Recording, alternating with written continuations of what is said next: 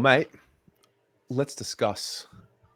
What are we talking about today? We're talking about the AFL's latest. Is it a scandal?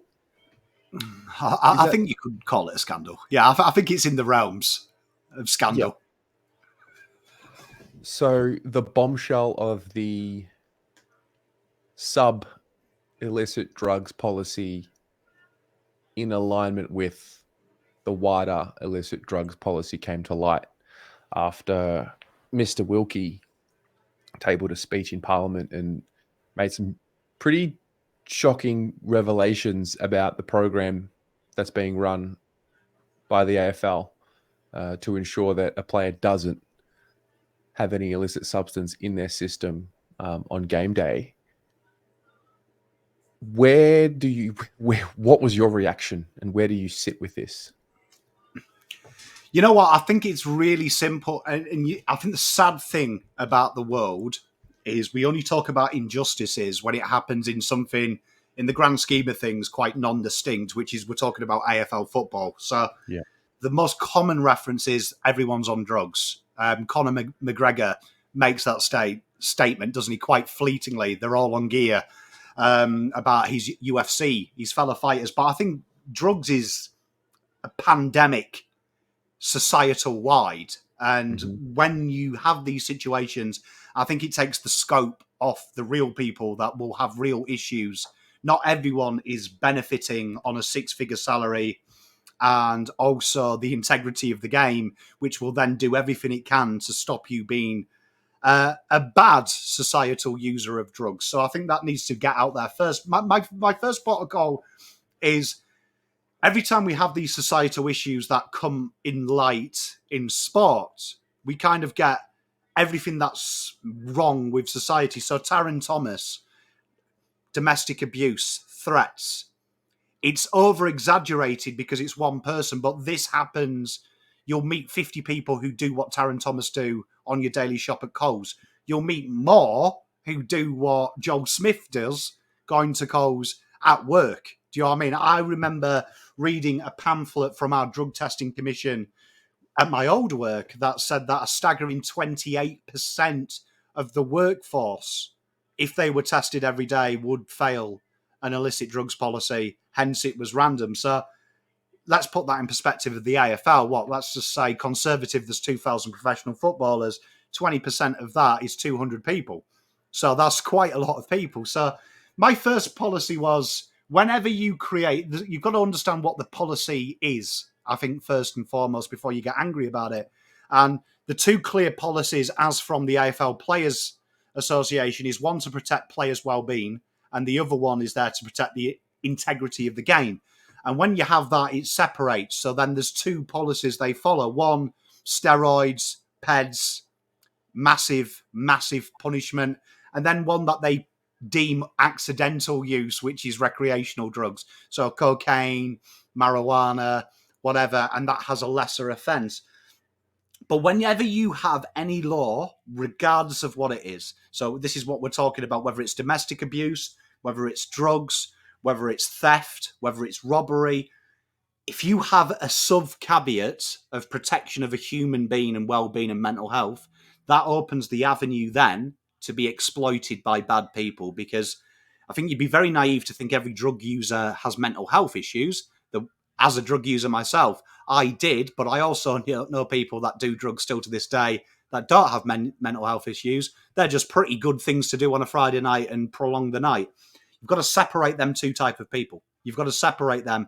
And if there is a rule that can be exploited, whether it's taxation, whether it's whatever crime, there's always going to be people that exploit the loophole. So for me, I think it is getting out of hand. I think it's obvious the fact that it's in the papers. I thought Eddie Maguire was fantastic talking about 20 years ago this didn't exist and then it came in, and how even the chairman was so naive to think their players were doing drugs. This is a societal problem. And the problem we have now is if we punish the players or the players get away with it, that also reflects on society, that you'll have Joe Bloggs who works at Coles going, well, why am I being punished if he's allowed to play on the weekend? Where's my protection? So I think the AFL has a firm responsibility to set an example. And I am with the science here. The science tells us drug addiction that is punished from a punitive measure has a lesser success rate than an addict being treated with love in a health environment. But there has to be a gradient where punishment encourages people to get the help. If you remove the punishment, you're always going to have the people saying it's just a bit of weed. It's just a line. Do you know what I mean? You've got to have the cause and effect and then the love and care. So the AFL, I think it's a flawed system, and it didn't surprise me when Wilkie came out and said players have been told to fake an injury to stay out of the limelight. Didn't surprise me at all. I think you're very naive if you think every hamstring awareness isn't a line of cocaine. I think you've got your head in the sand, and I think the AFL have a great opportunity here to own it and set an example that could fix society, which is what we want. Do you know what I mean? I don't care about Joel Smith doing a line. I care more about the taxi driver on a Friday night doing a line and then driving my kids to their football training on a Saturday. That's what I worry more about. Yeah. My first reaction was honestly not surprised, but just a reminder that it just seems like everything's being made up on the fly as we go. And had Wilkie not made the statement, would the AFL have come out with their response? Probably not. It was a very reactive piece of news. And then I remember Eddie Maguire grilling Laura Kane. I don't know if it was linked. I don't know if he knew about something that was about to come out, but I remember him grilling her about it on Classified the other week. And then now this other thought comes into my mind. What happens when there is a late change? Like, how are we going to be able to decipher what we believe? We already, I mean, from a Carlton perspective, we already have an issue trusting injury reports as it is. How's the wider AFL world going to now be able to decipher how their players are injured, or if they're not injured? It's just it takes a hit to the trust of an already distrustful administration. 100%. I mean, every rule we have in the AFL seems to be made up ad hoc, doesn't it? It's like the very few rules look like black and white. Everything seems to be, and you ask yourself the question, like Elijah Hollins, he got suspended because he had drugs on his person. So he didn't fail a drug test. He had them on his person.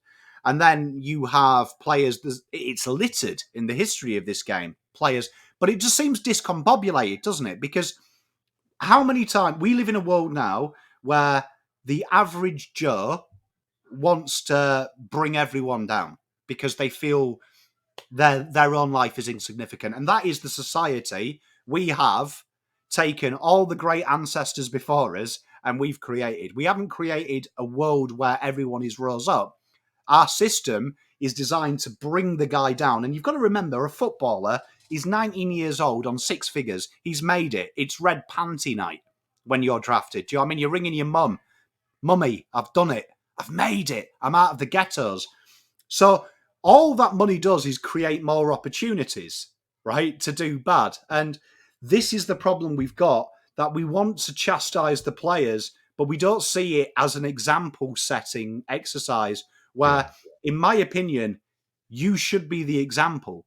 And it's amazing that we're having articles about a rampant drug pandemic in the AFL when science will tell us for the last 10 years there's been a rampant drug pandemic amongst our youth, right? But now it's a problem because little Joel Smith, Tom Williamson, the Reddit rumours were he did drugs and that's why he was released by Carlton. That is the society we live in, and no one's actually thinking, you know what, why don't we fix the problem, eh? And I think the fix is quite easy. I agree that there should be an anonymity for the players, because what if it's just the one time? And I think that's horrible that we're punishing players. If it's just a one-off thing, the education should be there. But we're talking about potentially multiple players that have had their one time, they've had their two times, they've had their three times, and that's when it becomes public knowledge. We shouldn't be fearful of the public reaction. We should be setting these boundaries of redemption. And society is that. We don't have redemption anymore. We have condemnation. In fact, I would say in 2024, all the social causes we've pushed to get to a level, we have lost the very core fabric of why we did that. And that is compassion and redemption. And that doesn't exist in today's society. We're probably 2 weeks away from public executions coming back. People would want that back. People would want that back, Terry.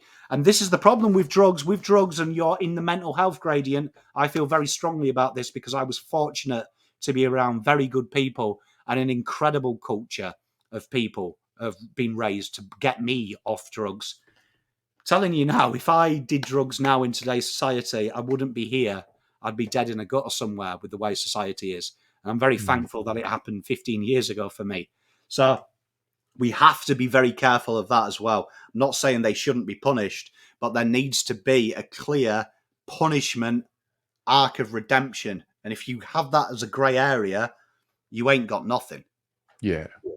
I don't know if it's ever going to truly come out. I mean, there's so much information that goes on behind the scenes. Forget clubland for a minute, but in AFL land in general. So I don't know if there'll ever be some sort of a discussion or a revelation as to the theory behind what was happening all along and why it was done in this way. I sense it had something to do with protecting the players, which I can kind of see where the intention is, but without having all the information at hand, it's hard to make a real judgment call. But at the end of the day, the integrity of the game is now put on in a real spotlight, and the trust in, like, forget the players for a moment, like the league has, in my view, this is a league issue. The league has to come under more scrutiny than anyone else, and the policies that were there. Like, was this happening during Essendon, during the drug scandal? Like, that's where I'm confused now. Like, what has gone on, and how did it get here? And why is it only being revealed now? And why are we watching a league that only reacts when the whistleblower comes out? Well, I mean, you've got to ask yourself why the whistleblowers come out. And I think Eddie Maguire was spot on that he's been pushed by people in the industry to come out to change the system. And when you've got, I mean, if you've got a drug policy that's over 10 years old, which is what we're following, moronic, because 10 years ago, we thought the best cause of action with, say, heroin addicts, something that I'm familiar with, it was a medical replacement. So they just basically give you legalized heroin. So that was the thought process, right? Okay, you're buying it from a dodgy back alley and injecting. We're going to make it, you're still an addict, but yay, clean heroin for free. Woo! You look now, the research has said that doesn't work. That doesn't work. And they have the same success rate of getting clean as people who are going cold turkey, which if you've ever tried to quit something cold turkey, that requires full commitment. Now the science is saying that it needs psychological analyzation and a mental health plan, whether you're depressed or not, to change the way your brain works. So you've got an archaic method of, slap on the wrist, we'll say you've done a hammy, 2 slaps on the wrist, you're banned from playing, 3 slaps of wrist, we feed you to the wolves. And there's the problem. If your punishment is feed you to the wolves, which is basically what the big punishment is, we'll reveal your name, look what happens. Like, there's players that haven't been done for drugs. Simon Goodwin's a good example, the coach. Loads of rumours he's on drugs. Every time he's in a bar somewhere, there is a picture on the internet, and people are starting to look at his eyes. Oh, they're dilated. He's done a... And there's the problem. Because imagine not being a drug addict and being accused of it. Yeah.